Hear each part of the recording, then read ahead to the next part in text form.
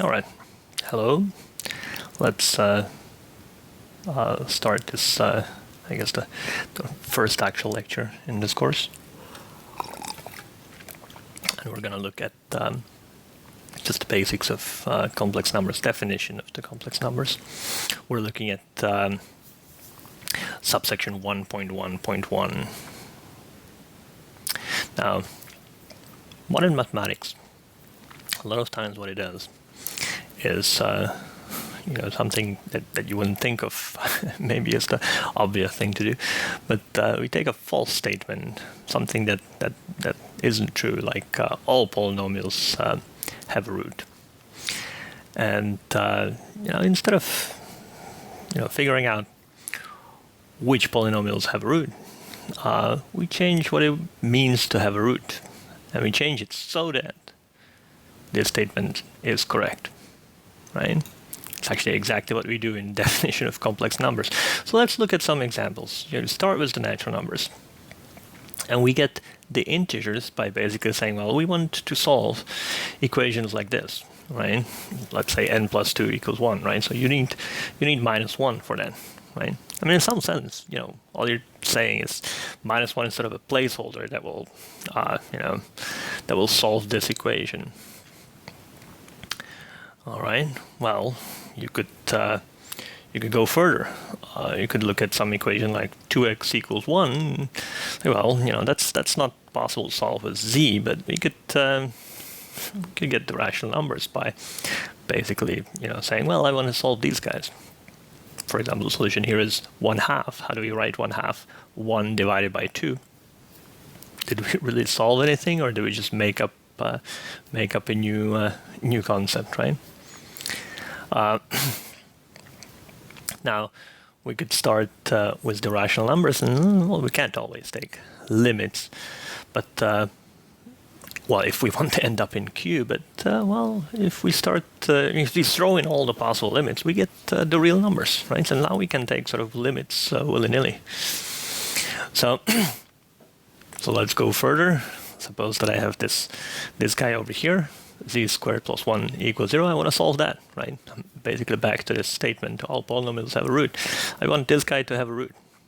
Well, that's how you get the complex numbers, right? The complex, the imaginary number is precisely the guy that solves this polynomial, right? That's a root. Now, interestingly, the analysis with complex numbers it's quite different from analysis with the real numbers.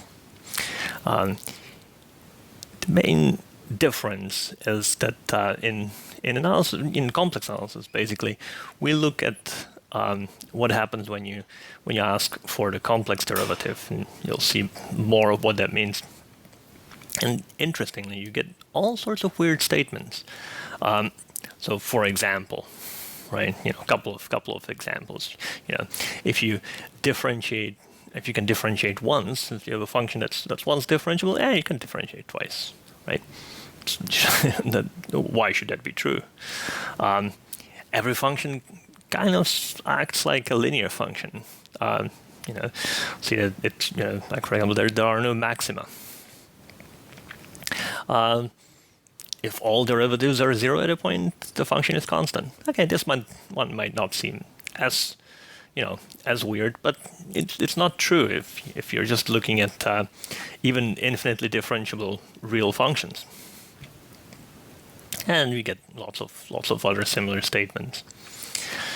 Now, the main difference between real analysis, when you go into graduate school, a lot of times you take two courses. You could take a real analysis course and you could take a complex analysis course. So the real analysis course is supposed to sort of crush your dreams. It's supposed to show you like all the stuff that's everything's false. Nothing quite works. You need all sorts of hypotheses to make something work, right? On the other hand, complex analysis course, things are too easy in some sense. There's too many things are true, so you kind of get overly optimistic about what could be true, right? So it's kind of yin and yang thing. I mean, they're both, I mean, related. They're both analysis. But that's kind of, I guess the main difference. All right, so let's get to complex numbers. In some sense, I'm gonna assume that you guys have seen complex numbers to some degree, but let's get to, let's just define it. So really, complex numbers we're really thinking of as a set. It's just R2. There's no difference as a set. The difference is that we add multiplication. And multiplication, we can just define it, right? Well, we have addition. Well, addition is that's still on R2, right? R2 is a vector space, so that's the regular addition, vector space addition. Now, the multiplication that I'm talking about is over here, right? And so we add this, and that's what we're going to call, if we're multiplying two complex numbers. It turns out this actually makes it a field. Which is maybe a little bit surprising, but yeah, that's what it is. Now, we can think of R as a subset of C if we identify any real number with the basically with the horizontal axis. That's x0, right? So when the y coordinate is 0, that's what we're gonna call a real number. Sometimes called the real axis, right? We get the imaginary unit, I, right, which is just 0, 1, right? Now, this I has this magical property that if you plug it into this definition, if you square it, right, so multiply I with itself, you get -1. So now I can solve this this polynomial, right? There's two solutions, I and -I. Now, another way of getting at the complex numbers is not maybe to define it this explicitly, but to start with R as a ring, as a field, and adjoin a root of this guy, right? And you get this, everything's the same. So that's just more algebraic version, right? There's really two roots. In some sense, you're picking an orientation, and either you pick this one or that one, but really underneath they're kind of the same thing. It's just that we write either everything in terms of one or everything in terms of the other. So we just pick one. We're calling that I, and the other one is -I, right? If we pick the other one to be I, then everything would be the same.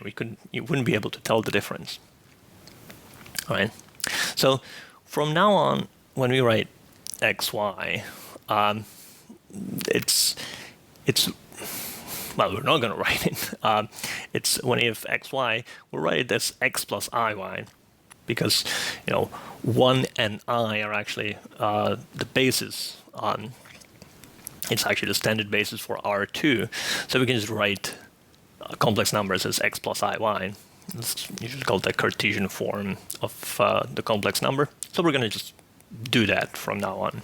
Now we're going to write x comma y, really.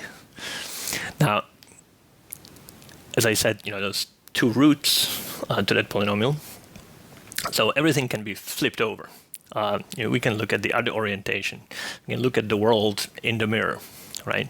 And I mean, in some sense, it's the same world, and we can't tell the difference, which one we're in, really. But when we're in one, we can mirror. We can be, we can look what it would look like if it was mirrored, right? And that's this complex conjugation, right? So we basically swap the swap the roots, right? So if I have of that polynomial, so if I have x plus iy, we get x minus iy.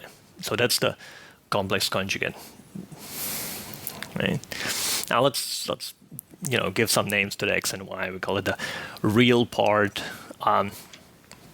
which is just the x. Now you can actually, once you have the complex conjugate, you can actually write down an expression, z plus z bar over 2 actually gives you x, right?